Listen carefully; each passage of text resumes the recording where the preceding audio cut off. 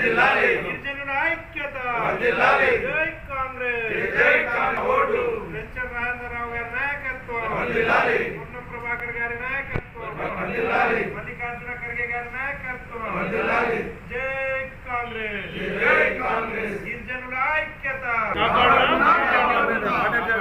భారత రాజ్యాంగాన్ని కాపాడుకుందాం,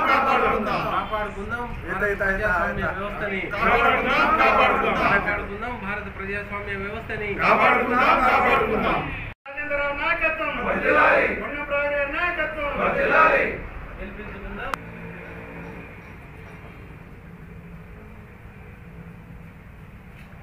ముఖ్యంగా గత 10 సంవత్సరాల కాలంలో బీజేపీ ప్రభుత్వము చేసినటువంటి గొప్ప చట్టాలు ఏదైనా ఉన్నదా అంటే ఏది లేదు చెప్పుకోవడానికి. విద్యాలయాలు ఏర్పాటు చేయలేదు, వైద్యాలయాలు ఏర్పాటు చేయలేదు, ప్రజలకు కావాల్సినటువంటి కనీస అవసరాలకు నిమిత్తము ఉన్నటువంటి గృహ వసతి కానీ విద్యుత్ సౌకర్యం కానీ పేపర్లలో చెప్తున్నారు తప్ప ఈనాటికి ఏ పల్లెను చూసినా ఇందిరమ్మ గృహాలు కనబడుతున్నాయి. ఈరోజు భారతదేశం మొత్తంలో పేద బడుగు బలహీన వర్గాల వారు కనీసం 100 రోజుల పనైనా చేయాలని చెప్పి తపనతో కాంగ్రెస్ పార్టీ తీసుకొచ్చినటువంటి చట్టంతో డైలీ 300 రూపాయలు ఉపాధిని పొందుతున్నటువంటి కార్మికులు కాంగ్రెస్ పార్టీ చేసినటువంటి గొప్ప ఘనకార్యాన్ని తెలుసుకుంటున్నారు. మరి ఈరోజు కాంగ్రెస్ పార్టీ తెలంగాణ రాష్ట్రంలో ఇచ్చినటువంటి 6 వాగ్దానాల్లో 4 వాగ్దానాలు అమల్లోనికి వచ్చినాయి, వాళ్ళు అనుభవిస్తూ ఉన్నారు.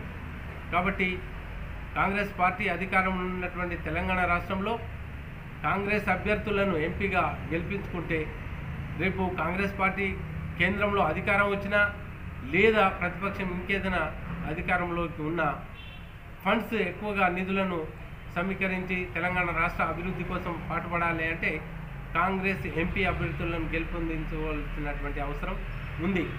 ముఖ్యంగా నరేంద్ర మోడీ ప్రభుత్వం చెప్తున్నటువంటి భారత రాజ్యాంగ మార్పు ఏదైతే ఉందో మనువాద సిద్ధాంతాన్ని తీసుకొచ్చి రాజ్యాంగంలో లౌకికవాదాన్ని తొలగిస్తామని చెప్పి ఏదైతే కుట్ర జరుగుతుందో అనంత్ కుమార్ హెగ్డే లాంటి వాళ్ళు మరి బాహటంగా శెకావత్ లాంటి వాళ్ళు బాహటంగా చెప్తా ఉన్నారు, మాకు సంపూర్ణ మెజారిటీ వస్తే భారత రాజ్యాంగాన్ని మారుస్తాము, ముస్లింల రిజర్వేషన్ తీసేద్దాము, ఎస్సీ ఎస్టీల రిజర్వేషన్ కూడా తీసేద్దామని చెప్పి వాళ్ళు ప్రచారం చేస్తూ ఉన్నారు. కాబట్టి బాబాసాహెబ్ అంబేద్కర్ రాసినటువంటి అనేక వర్గాలు వైషమ్యాలు లేకుండా చాలా చక్కగా సౌహృద్భావ వాతావరణంలో భారత ప్రజాస్వామ్యం మరి చక్కగా కొనసాగుతున్నటువంటి ఈ సందర్భంలో మత కల్లోలాలు సృష్టించడానికి బీజేపీ ప్రభుత్వం కుట్రలు చేస్తూ ఉన్నది. భారత రాజ్యాంగం ఈనాటికి ఏదైనా ప్రజలకు కావాల్సినటువంటి అభివృద్ధి చేయాలని అంటే ఇప్పటికీ 130 సార్లు రాజ్యాంగ సవరణ చేసి ప్రజలు మేలు చేస్తూ ఉంది. మరి అట్లాంటి సందర్భంలో మరి బీజేపీ ప్రభుత్వము వారు అంటే భారత రాజ్యాంగాన్ని మార్చేద్దామని చెప్పి ఎందుకు అనుకుంటున్నారో అర్థం కావటం లేదు. కాబట్టి భారతదేశంలో ఉన్నటువంటి ఎస్సీ ఎస్టీలు ముఖ్యంగా తెలంగాణ రాష్ట్రంలో ఉన్నటువంటి ఎస్సీ ఎస్టీ బీసీ బడుగు బలమైన వర్గాల అంతా దీనికి మేల్కొనాలి. ఎట్టి పరిస్థితిలో బీజేపీని ఓడించాలి, కాంగ్రెస్ పార్టీ అభ్యర్థులను గెలిపించాల్సిందిగా కోరుతున్నాము. ఒకే ఒక ఎగ్జాంపుల్తో మరి నరేంద్ర మోడీ గారు ఈ 10 సంవత్సరాల్లో చేసినటువంటి నష్టాన్ని ప్రజల ముందుకు తీసుకొస్తున్నారు.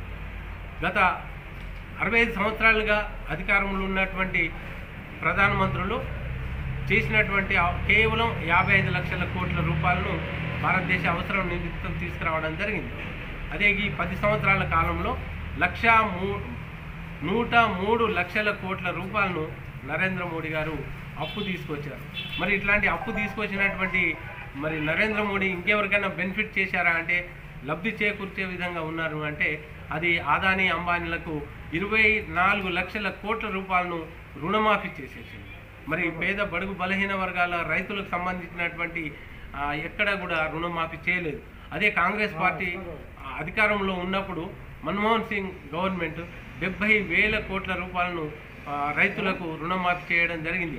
ఈనాటి లెక్కల్లో చూస్తే అది కనీసం 5 లక్షల కోట్ల రూపాయల రుణమాఫీగా ఈక్వల్ అవుతుంది. కాబట్టి కాంగ్రెస్ పార్టీ మరి చేసినటువంటి అభివృద్ధి అంతా ఇంత కాదు. నరేంద్ర మోడీ కాలంలో ఏ ఒక్క బహుళార్థక ప్రాజెక్టులను నిర్మించలేదు. ఈరోజు కర్ణాటకలో కానీ అక్కడక్కడ నీటి ఎద్దడి ప్రకృతి పరంగా వచ్చినటువంటి వైపరీత్యాల ద్వారా జరుగుతుంది. దాన్ని కాంగ్రెస్ పార్టీ అధికారంలో ఉన్నటువంటి కర్ణాటకలో కానీ తెలంగాణలో కానీ ఆ రాజకీయ పార్టీల మీద మరి వారు దుమ్మెత్తిపోయడానికి రకరకాలుగా కుట్రలు చేస్తూ ఉన్నది. దీన్ని అందరినీ కాంగ్రెస్ వెంచర్ రాజేంద్రరావు గారి నాయకత్వం, పొన్నం ప్రభాకర్ గారి నాయకత్వం, మల్లికార్జున ఖర్గే గారి నాయకత్వం. జై కాంగ్రెస్, గిరిజనుల ఐక్యత. భారత రాజ్యాంగాన్ని కాపాడుకుందాం,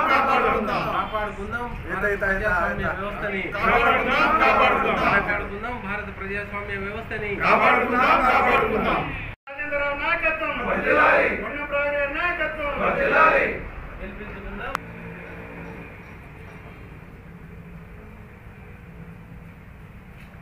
ముఖ్యంగా గత 10 సంవత్సరాల కాలంలో బీజేపీ ప్రభుత్వము చేసినటువంటి గొప్ప చట్టాలు ఏదైనా ఉన్నదా అంటే ఏది లేదు చెప్పుకోవడానికి. విద్యాలయాలు ఏర్పాటు చేయలేదు, వైద్యాలయాలు ఏర్పాటు చేయలేదు, ప్రజలకు కావాల్సినటువంటి కనీస అవసరాలకు నిమిత్తము ఉన్నటువంటి గృహ వసతి కానీ విద్యుత్ సౌకర్యం కానీ పేపర్లలో చెప్తున్నారు తప్ప ఈనాటికి ఏ పల్లెను చూసినా ఇందిరమ్మ గృహాలు కనబడుతున్నాయి. ఈరోజు భారతదేశం మొత్తంలో పేద బడుగు బలహీన వర్గాల వారు కనీసం 100 రోజుల పనైనా చేయాలని చెప్పి తపనతో కాంగ్రెస్ పార్టీ తీసుకొచ్చినటువంటి చట్టంతో డైలీ 300 రూపాయలు ఉపాధిని పొందుతున్నటువంటి కార్మికులు కాంగ్రెస్ పార్టీ చేసినటువంటి గొప్ప ఘనకార్యాన్ని తెలుసుకుంటున్నారు.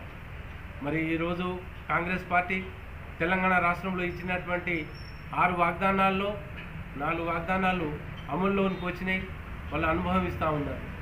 కాబట్టి కాంగ్రెస్ పార్టీ అధికారంలో ఉన్నటువంటి తెలంగాణ రాష్ట్రంలో కాంగ్రెస్ అభ్యర్థులను ఎంపీగా గెలిపించుకుంటే రేపు కాంగ్రెస్ పార్టీ కేంద్రంలో అధికారం వచ్చినా లేదా ప్రతిపక్షం ఇంకేదైనా అధికారంలోకి ఉన్న ఫండ్స్ ఎక్కువగా నిధులను సమీకరించి తెలంగాణ రాష్ట్ర అభివృద్ధి కోసం పాటుపడాలి అంటే కాంగ్రెస్ ఎంపీ అభ్యర్థులను గెలుపొందించవలసినటువంటి అవసరం ఉంది. ముఖ్యంగా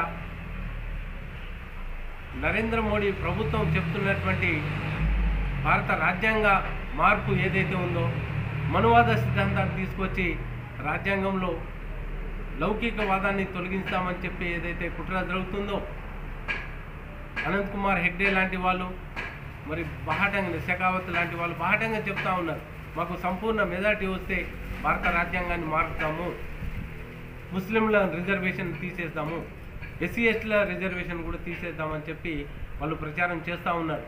కాబట్టి బాబాసాహెబ్ అంబేద్కర్ రాసినటువంటి అనేక వర్గాలు వైషమ్యాలు లేకుండా చాలా చక్కగా సుహృద్భావ వాతావరణంలో భారత ప్రజాస్వామ్యం మరి చక్కగా కొనసాగుతున్నటువంటి ఈ సందర్భంలో మత కల్లోలాలు సృష్టించడానికి బీజేపీ ప్రభుత్వం కుట్రలు చేస్తూ ఉన్నది.